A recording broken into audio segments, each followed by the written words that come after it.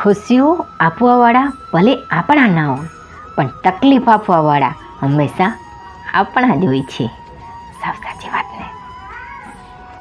જ્યારે તમારો સમય ખરાબ હોય છે ને, ત્યારે લોકો હાથ નહીં તમારી ભૂલ પકડતા હોય છે.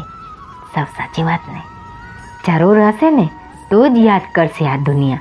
બાકી તમે ક્યાં પડ્યા છો, કઈ હાલતમાં છો અને શું કરો છો, કોઈને કંઈ જ ફરક નથી પડતો. સાવ સાચી વાત છે ને.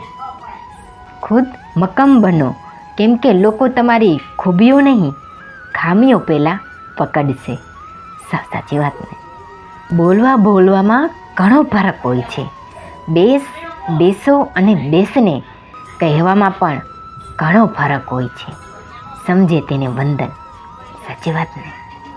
મકાન નંબરથી નહીં, પણ બાપના નામથી ઘરની ઓળખાણ પડે એટલે ગામડું.